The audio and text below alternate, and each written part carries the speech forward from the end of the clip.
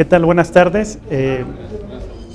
Mi nombre es Pedro López Bernal, vengo del Servicio de Administración Tributaria de la Administración General de Servicios al Contribuyente. Estamos colaborando en lo que es el proyecto de modernización de la comprobación fiscal. El tema que vamos a abordar en estos momentos tiene que ver con el marco tecnológico de la factura electrónica en México. El tema es muy amplio y sería pues muy complicado poderlo ver en una hora. Entonces vamos a estar abordando los temas de manera muy general. Si tienen alguna duda, pues lo podemos ir viendo en el proceso. Incluimos algunos temas para aquellos contribuyentes que estén interesados en ser proveedores autorizados de certificación. Sabemos que algunas empresas, por su tamaño, les interesa el poder explorar el ser un proveedor y no depender de algún tercero. El objetivo es básicamente el conocer de manera general lo que regula fiscalmente el tema de facturación electrónica desde un punto de vista tecnológico.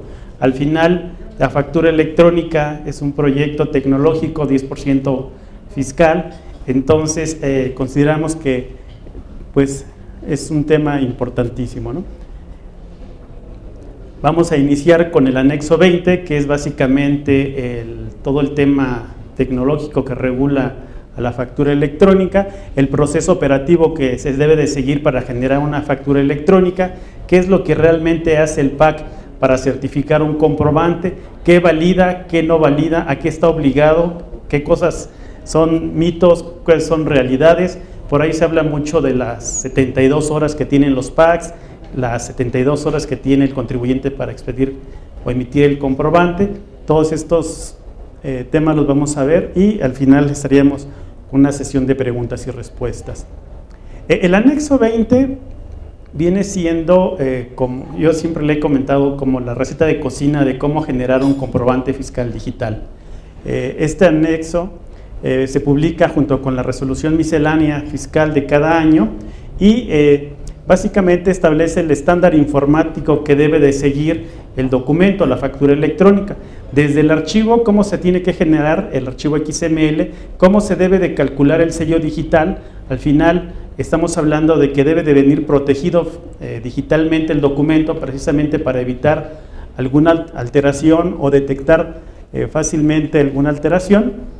Y en este anexo 20, ahorita vamos a ver el contenido a detalle, pues se estipula o se especifica todo lo relativo a la factura. El objetivo de este documento es contar con un formato electrónico universal que le permita a cualquier contribuyente, independientemente del sector al que pertenezca, generar la factura de acuerdo a sus necesidades. Recordemos que todos los contribuyentes son diferentes, son como los dedos de la mano, hay unos chicos, grandes, unos se dedican a fabricar, otros a prestar servicios, y al final lo que se busca a través de este estándar es que todos los contribuyentes, independientemente de su segmento, de su sector, puedan estar emitiendo la factura a partir del mismo esquema. No es que yo, que esté por honorarios, tenga un esquema diferente a alguien que se dedica a manufacturar vehículos. Al final, el anexo 20 pretende considerar todos los supuestos que pueden presentarse en la operación de los contribuyentes. El anexo 20 está dividido en 3 secciones. La primera sección tiene que ver con el esquema más viejo, que es el CFD, el cual va a estar vigente hasta el 31 de diciembre de este año. La segunda sección tiene que ver con el comprobante fiscal digital por Internet, el CFDI, y la tercera son los procedimientos que le aplican tanto a CFD como a CFDI.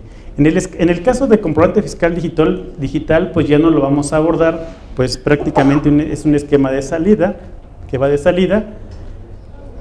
El comprobante fiscal digital por Internet básicamente trae 5 apartados, lo que sería el estándar propiamente de cómo se define cada uno de los campos, cómo se debe de llenar, cuáles son los valores permitidos, etcétera. Cómo se debe de generar el sello digital para el comprobante, esto es cómo se firma digitalmente cada una de las facturas. Lo que tiene que ver con el complemento timbre fiscal digital, que es propiamente lo que le da validez a la factura. Hoy los que ya emiten CFD o papel con código de barras, pues al momento que ellos expiden el comprobante se les asigna el folio y ya es una factura. En el caso del CFDI, pues una vez que yo armo mi documento con todos los datos, pues lo tengo que mandar a un proveedor para que éste le asigne el folio y lo certifique digitalmente. Esa partecita que le mete el PAC al comprobante es el timbre fiscal digital. Tenemos el estándar de cancelación y la especificación técnica del código de barras para cuando se utilice la representación impresa. En el caso de la representación impresa de un CFDI, también ya se incorpora como requisito el tener un código de barras bidimensional. Dentro de ese código de barras vienen ciertos datos que ayudan al usuario a validar esa factura. Vamos a abordar el tema de los complementos y complementos concepto. Vamos a describir de manera general de qué se trata, cuáles complementos existen, qué datos son los que se incorporan, y un tema que también es importante, que ha generado muchas dudas, consultas, es el tema de la adenda, que si bien no es un tema fiscal, también el anexo 20 regula cómo se debe de incorporar. No nos metemos al tema de qué lleva dentro, pero sí cómo lo debes de integrar dentro de la factura. La especificación técnica, como les comentaba, en la primera parte de lo que es el anexo 20, establece el nombre del campo del requisito y la descripción del mismo, el tipo, si es requerido, si es opcional, el tipo de dato que está incluyendo.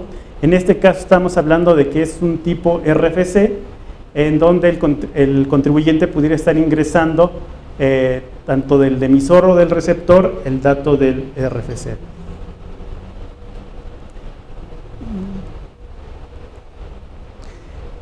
Hace un momento les hablaba que los archivos que se generan o las facturas electrónicas son XML. ¿Por qué XML y no otro tipo de formato? ¿Por qué no un TXT? ¿Por qué no un Word, un Excel, etcétera? Pues básicamente por la facilidad que permite el lenguaje en el intercambio de datos. Ahorita vamos a ver qué es XML. Para aquellos que no son técnicos, pues XML significa, la traducción literal sería lenguaje extensible de marcas. ¿Esto qué significa? Que nosotros pudiéramos estar integrando dentro de un archivo XML datos ya con los datos, con el nombre de los campos. Si nosotros tenemos un conjunto de datos, algo que diga Juan, Mayo, Pérez, 22, 75, 35, y no tenemos una referencia sobre esos datos, pues sería muy complicado el saber a qué nos referimos cuando hablamos de Juan, a qué nos referimos cuando hablamos de Mayo. Entonces, lo que hace el XML es ordenar a partir de ciertas etiquetas los campos o los datos dentro de un archivo XML, de tal suerte que si nosotros abrimos el archivo que contenga estos datos en un formato XML, vamos a encontrar que dentro de una sección que se llama cliente, el nombre que es Juan, el apellido que es Pérez, el año que es 75, el mes que es mayo y el día 22, etcétera. ¿Qué ventaja representa esto para nosotros? Que cualquier sistema va a poder leer esta información a pesar de que alguno de los datos pudiera no venir. Muchas veces, hace un momento les hablaba de que el estándar debe ser universal para todos los contribuyentes. ¿Qué pasa si yo soy una donataria autorizada y necesito incluir los datos de mi autorización para emitir mi recibo de donativos? Pues simplemente, si no tengo algo que lo identifique como tal, pues a lo mejor yo tendría que llenar una factura con los 175 requisitos que existen en las disposiciones fiscales y de ir dejando en blanco los que no me aplican. Con esta tecnología lo que puedo yo hacer es obviar simplemente el campo que no me aplica y pasarme al siguiente. De esta forma, quien vaya a leer mi factura, al momento de que llegue y lea un XML y él diga, necesito el nombre, pues se busca por todo el archivo y encuentra la etiqueta de nombre, y a partir de ahí pudiera estar recuperando el dato sin necesidad de tener un formato que tenga 175 campos vacíos a lo mejor. El XML en sí, por sí mismo, es un archivo de datos. Sin embargo, para que lo podamos leer y procesar, básicamente se requieren de dos tipos de documentos. Tenemos el XSD, y el XSLT. En el caso del XSD es como la coladera o el filtro por donde pasan nuestros datos. Si ustedes entran a la página del SAT, en donde está el estándar, van a encontrar siempre, junto con la especificación técnica, un archivo XSD. También cuando se publican los complementos, además de la especificación técnica, se publica el XSD. Ese archivo XSD es el que permite a los sistemas validar el archivo que nosotros estamos generando versus la especificación técnica del SAT. Entonces, si yo digo que el micrófono es redondo, pues tendría que pasar por esta parte. Si yo digo que es cuadrado y el dato me lo mandan redondo, pues simplemente el XSD me va a decir dónde tenemos el error. El XSLT es una herramienta que el SAT publica junto con la especificación técnica del anexo 20 para ayudarles a generar la cadena original de las facturas electrónicas. La cadena original es lo que se sella digitalmente. Ustedes cuando mandan una factura, en la representación impresa normalmente viene una cadena original. La cadena original es lo que se está protegiendo con el sello.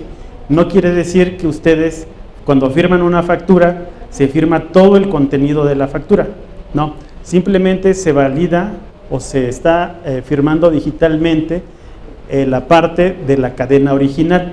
Entonces, con este archivo XSLT, agarra nuestro archivo XML, arma la cadena original, y eso es sobre lo que se le aplica el algoritmo de firmado. Y bueno, en el caso de la representación impresa, pues tenemos la cadena original fija para todos los comprobantes. Este es un detalle importante y que cambia significativamente con el caso del CFD. Para la mayoría de los que ya emiten CFD, ustedes podrán notar que cuando emiten o cuando generan la representación impresa de un CFD, el tamaño de la cadena original está en función del tamaño de la factura. A mayor tamaño de la factura, mayor es el tamaño de la cadena original. En el caso del CFDI, para la representación impresa, esto no pasa. ¿Por qué? Porque lo que se incluye en la representación impresa no es la cadena original del comprobante completo, sino es la cadena original del complemento de certificación. Entonces, no importa de qué tamaño sea mi factura, siempre voy a tener una cadena original fija de 259 caracteres para una representación impresa de un CFDI. La estructura del anexo 20 entiendo que ya la comentaron hace unos momentos. La estructura base de cualquier comprobante y la publicación, la parte de los complementos. Esta parte que está en rojo se publica en el diario oficial a través del anexo 20, la parte que está en azul, que son toda la parte de complementos, se publica a través de la página de internet del SAT. Hace un momento les hablaba del ejemplo de donatarias, que tenemos necesidad de incorporar ciertos requisitos que son diferentes a los que se traen para el resto de las facturas. Lo que hacen los contribuyentes es incorporar dentro de esta sección del complemento, el complemento de donatarias. Actualmente tenemos 11 complementos y 3 complementos concepto. A partir del 1 de julio vamos a desaparecer un complemento, el del estado de cuenta bancario. Este ya a partir del 1 de julio desaparece. Entonces, tanto para CFD como para CFDI, los estados de cuenta básicamente les pega a los bancos, ya no tendrían que estar incorporando la información de este estado de cuenta. Tenemos 3 complementos conceptos, que esos seguirán siendo vigentes.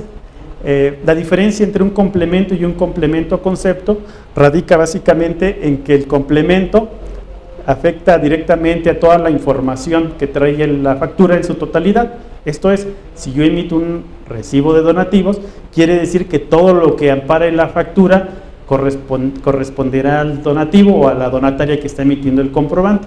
En el caso de los complementos concepto, esto nada más aplica a nivel concepto. Esto es, si yo soy una escuela, me están pagando, además de la colegiatura, a lo mejor el traslado de los niños al colegio, yo estaría incorporando mi factura con el concepto de colegiatura.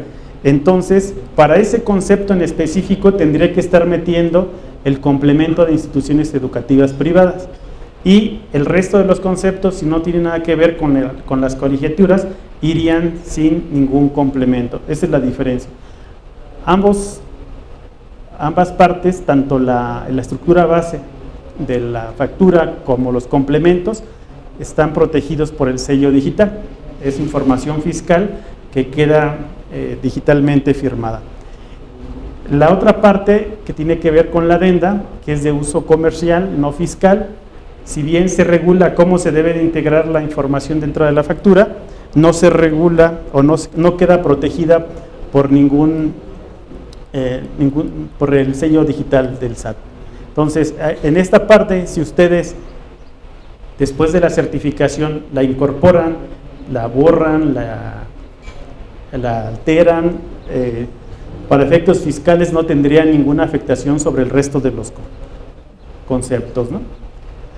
Esto ya lo acabamos de comentar, que para qué sirve el complemento y complemento concepto, es información que queda regulada fiscalmente, queda protegida con el sello digital. Este es un tema que ha generado mucha discusión entre los proveedores. ¿Cómo se declara un complemento o dónde se debe declarar? Según el anexo 20, el namespace de todos los complementos, excepto uno, se deben declarar en el encabezado del propio comprobante. Esto es, si yo voy a utilizar el complemento de estado de cuenta bancario o el de donatarias o el de instituciones educativas, en esta sección del comprobante es donde yo tengo que declarar que voy a utilizar ese complemento. ¿Para qué? Para que al momento de que los validadores vayan y verifiquen la información y la estructura de ese comprobante, se direccionen a estas rutas, que es donde están los XSDs, digamos los moldes de todas las facturas, para que se pueda realizar la validación sin mayor problema. Hay algunos proveedores que lo tratan de meter dentro de la misma estructura del complemento. Digo, técnicamente es válido porque se los va a permitir, pero si se quieren apegar a lo que establece la disposición, pues tendría que estar dentro del propio encabezado de la factura, no dentro del cuerpo del complemento. Esta es la excepción que comentábamos, la del timbre fiscal. Ahí sí, el anexo 20 establece puntualmente que la declaración del namespace lo tienen que hacer no en el encabezado de la factura, sino dentro del propio complemento que estarían integrando del timbre fiscal digital. La adenda. En el caso de la adenda, como bien comentaba, es un tema no de carácter fiscal, sino más bien de carácter comercial. Sin embargo, también el propio anexo 20 le destina un apartado para describir cómo se debe de ingresar dentro del comprobante. De hecho, está hasta el final de la factura, es información no regulada, y aquí sí te permite, o más bien no te permite, te indica que debes declarar el namespace de cada una de las adendas que tú integras dentro de la propia adenda. Entonces aquí tenemos el ejemplo donde dentro de la sección de comprobante tenemos la sección o el nodo de adenda y cómo se debe de declarar. El elemento para efectos de un CFDI se integra después de certificado el comprobante.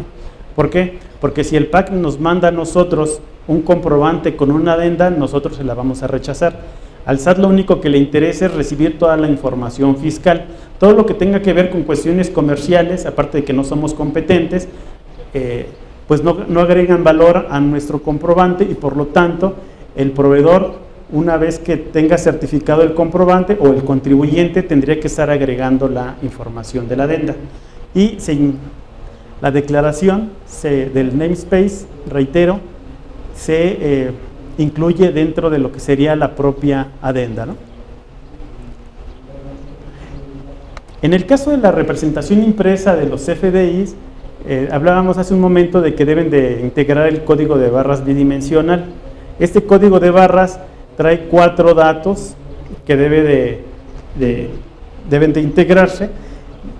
es el RFC del emisor, el RFC del receptor, el total del comprobante y el UID del comprobante, o sea, el folio fiscal.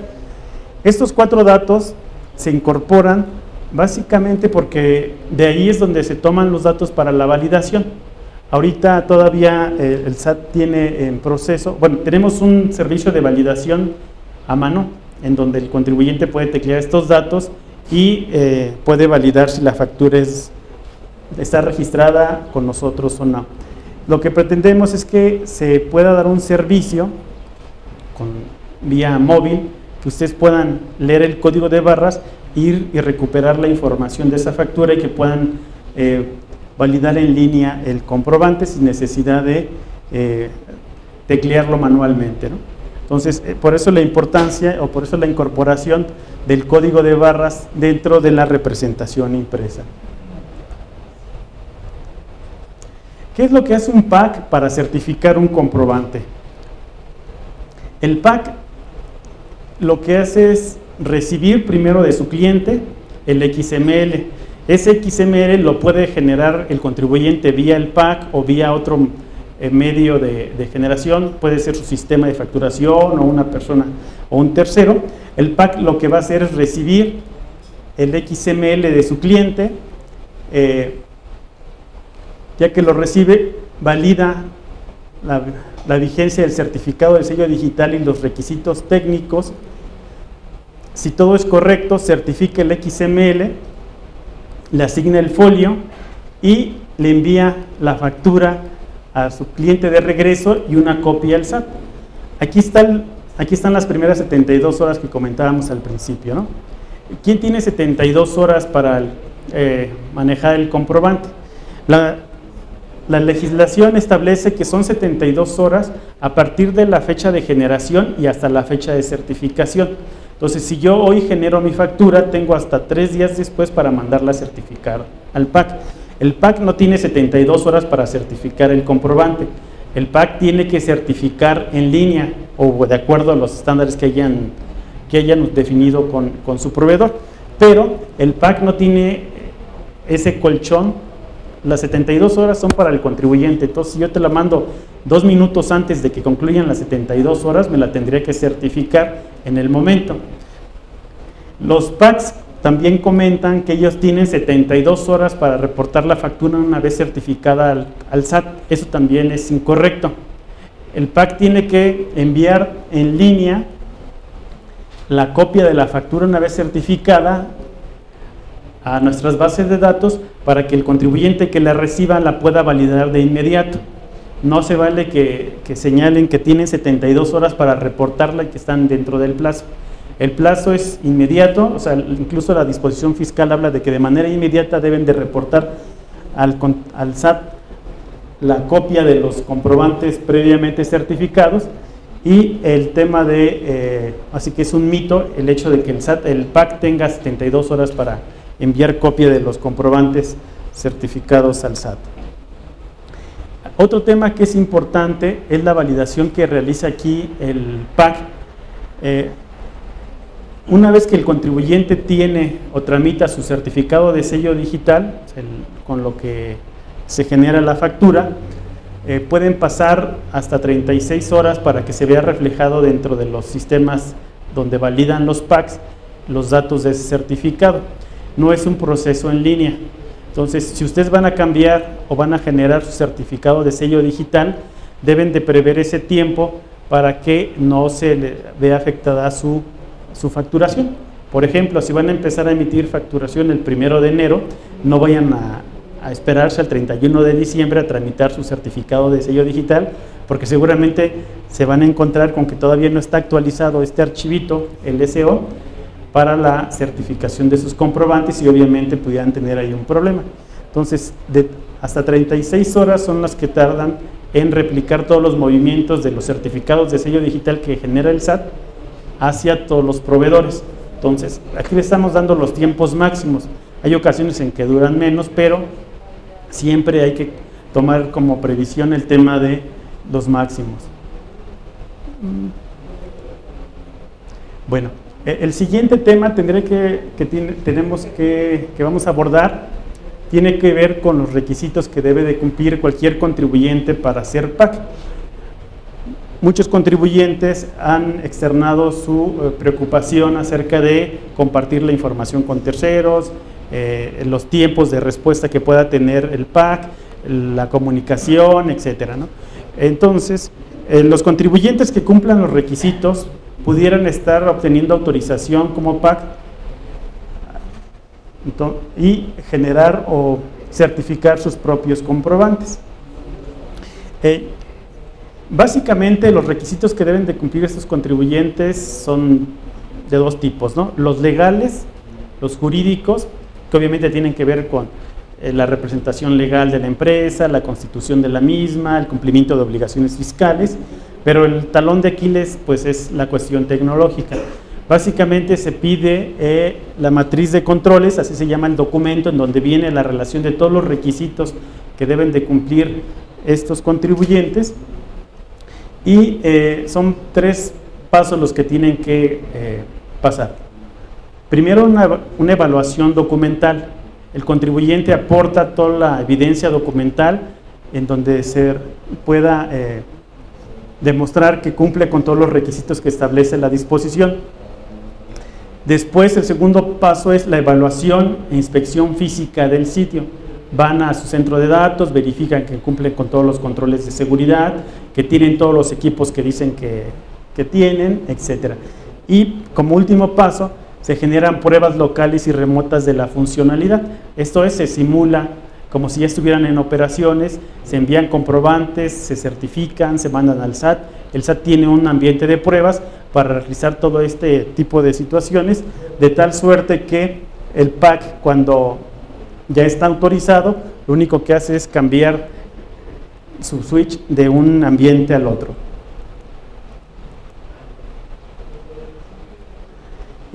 La matriz de controles, ¿qué aspectos abarca? Acerca del centro de datos, esto es, piden que tengan un centro de datos, que cumplan con ciertos niveles de seguridad. No se establecen propiamente certificaciones, pero si tiene el centro de datos certificaciones internacionales, las pueden aportar y es mucho más rápido y sencillo. La infraestructura de telecomunicaciones y equipos de cómputo, el control de acceso y seguridad, las funcionalidades de los sistemas, a nivel de bases de datos, toda la información, cómo la tienen administrada, dónde la tienen, cómo la resguardan, los respaldos y el manejo de la información, cómo manejan las incidencias, las contingencias, y obviamente verifican que se cumpla al 100% el anexo 20, la cuestión de la generación del comprobante, del XML, el cálculo del sello digital, etcétera.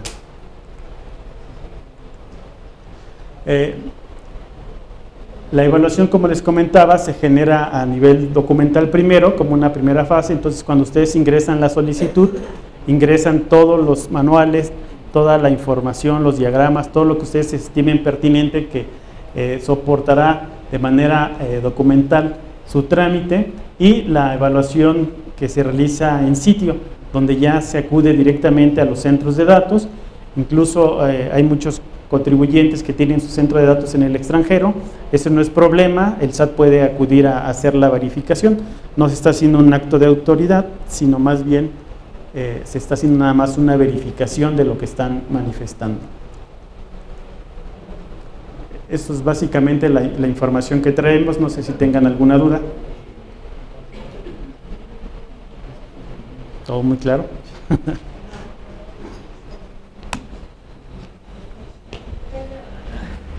Sí. Bueno, yo tengo 2 preguntas. Una es referente al tema de la venta. Comentabas que el SAT no va a aceptar el emitido de la venta, pero entonces me queda la duda. Nosotros normalmente emitimos la factura ya con una venta. Nosotros vamos a poder enviarla al PAC y el PAC la va a retener hasta que ustedes la regresen con el... O sea, bueno, más bien, le van a poner el timbre y luego la venta que entendemos, o nosotros, después de recibir el documento con el timbre, ya le ponemos la venta. Como que los tiempos no me quedan muy claros. Bueno, esta parte, como ya es ustedes pueden establecer el acuerdo entre ustedes y el PAC.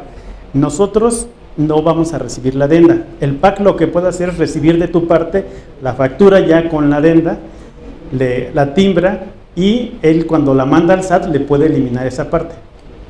Entonces ahí no hay afectación, porque el PAC puede hacer el manejo, dependiendo de cómo tengan contratado su servicio, si incluso ellos se lo integran al momento del timbrado, etcétera. Pero lo único que tiene que cuidar el PAC es de no mandarla con la adenda. Al final, lo de la adenda no afecta la integridad de la cuestión fiscal. Entonces, si tú le quitas, le pones o le sumas o le restas a la adenda, para efectos fiscales no tiene ningún problema. La segunda pregunta, ¿cuál era? La segunda tiene que ver con el tema de... comentabas que hay un rumor entre los PACs que dicen que ellos pueden tener hasta 72 horas para certificarse. Entonces yo me pregunto si ustedes todos los PACs han pasado por ciertas verificaciones, incluso pruebas de envío de los documentos. ¿Por qué podría salir ese rumor si ellos tienen, ya está probado que ellos hacen en línea esos envíos, ¿no? O sea, ¿cuándo se podrían retrasar? Bueno, lo que pasa es que se pudiera dar el caso de manera indebida de que el PAC no pueda cumplir con su nivel de servicio y pueda decir, la autoridad me da hasta 72 horas para certificarte el comprobante.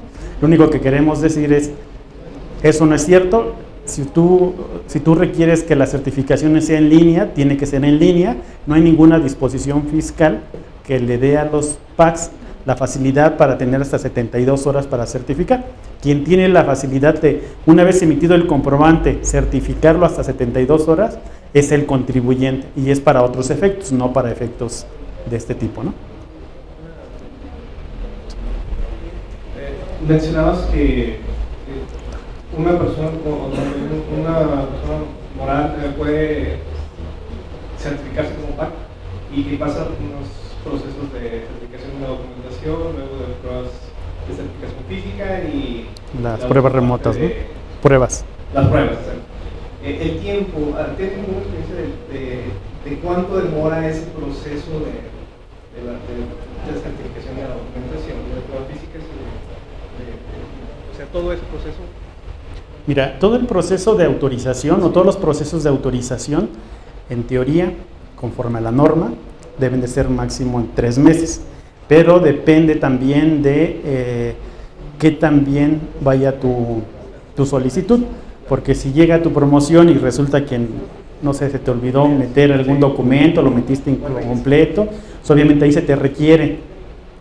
Si llegas a unas pruebas, te dicen, oye, esto no lo estás cumpliendo, te dan un periodo, entonces, pues igual y esos 3 meses se pueden convertir en 8 meses, pero está en función de también, qué tan bien o qué tan mal esté presentada tu solicitud y qué tan bien o qué tan mal esté el contribuyente en cuanto a la infraestructura y requisitos que está presentando, ¿no? Si todo así es, son máximo 3 meses.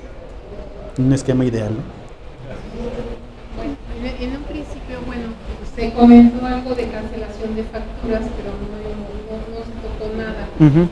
Ya el PAC nos validó todo y el cliente a la hora de la hora dice, no quiero esta factura porque ya, no sé, porque continuamente a nosotros nos cancelan facturas. ¿Ahí cómo se avisa el PAC o qué se hace en las cancelaciones de facturas? El tema de cancelaciones se puede hacer dos vías, vía el PAC o vía el SAT directamente. Vía el PAC es lo que traía el anexo 20 o lo que traía el anexo 20 en cuanto a la especificación técnica para la cancelación, es básicamente para los PACs. Allí el PAC es quien se conecta con el SAT y manda las peticiones de cancelación, pero no necesariamente tú tienes que pagarle a un PAC para cancelar tus facturas. Tú pudieras ingresar directamente a través del portal del SAT y cancelar las facturas que tú necesites cancelar. Obviamente lo único que te pedimos es que para la cancelación que firmes la solicitud de cancelación con un certificado de sello digital. Y no hay ningún límite en cuanto a tiempo o número de transacciones. En el caso del SAT, pues todos los servicios son gratuitos, nada más es a mano, y tú pudieras estar cancelando 1000, 2000, 3000, las que tú necesites, cancelar sin problema, y tampoco tenemos restricción en cuanto al tiempo. Pueden pasar 2 meses, 3 meses, incluso de un año atrás, sin problema pudiera estar cancelando las facturas, ¿no?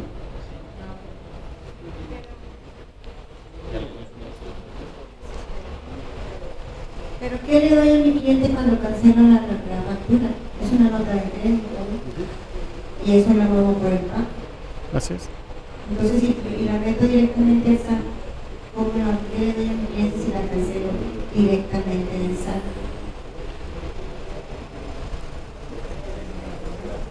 La cancelación, como comentan aquí, es una cancelación contable, la que ustedes realizan a través de una nota de crédito.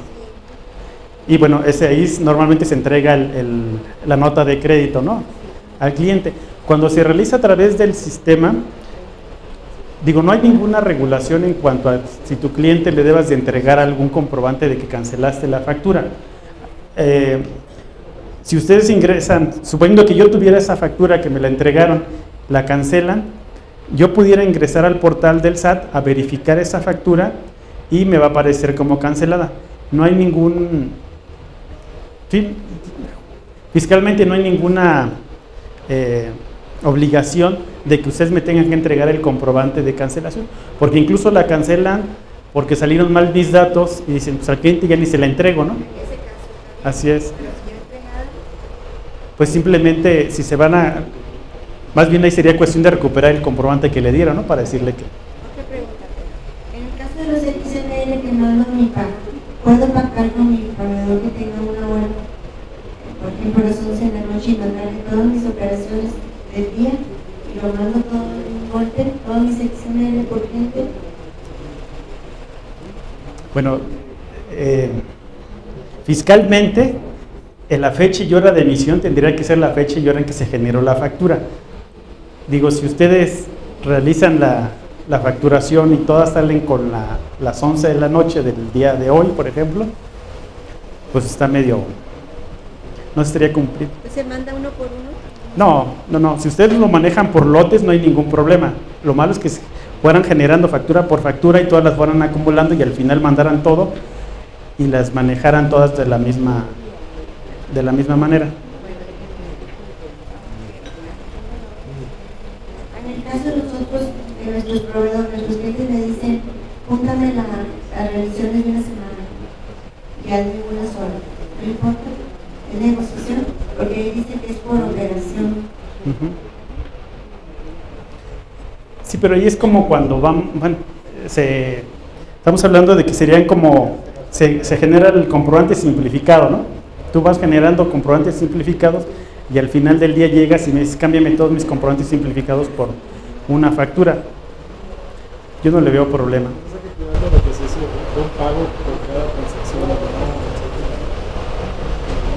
No, pero aquí no hay comprobante simplificado. Es la remisión que se va llevando mi cliente, porque viene por viajes y luego al final del día junto o todas las de la semana, porque son miles de revisiones. ¿Sí se puede? Sí.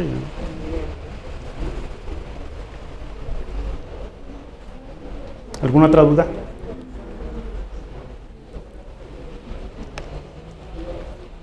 Listo. ¿Alguna otra duda? Bueno, muchas gracias. Sí. Necesito que un PAC tenga una aplicación gratuita. Eso todavía está. Sí, todavía es requisito para los PACs ofrecer una herramienta gratuita de generación de factura electrónica. Así es.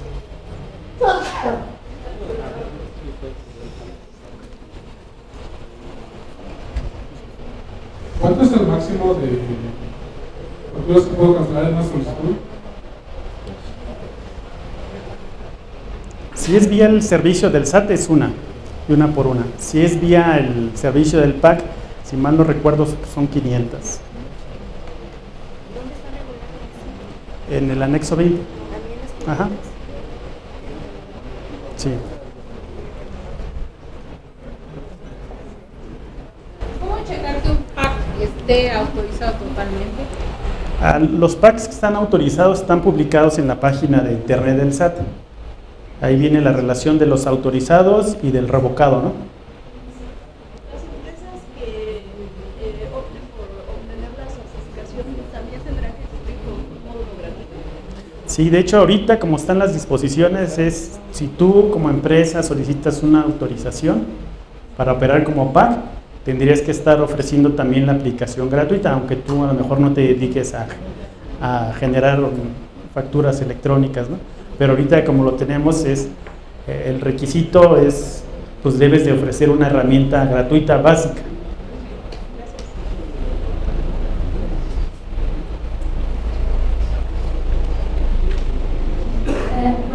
Yo quiero preguntar, se supone que todos los ingresos va a conocer el SAT cuáles son, ¿no?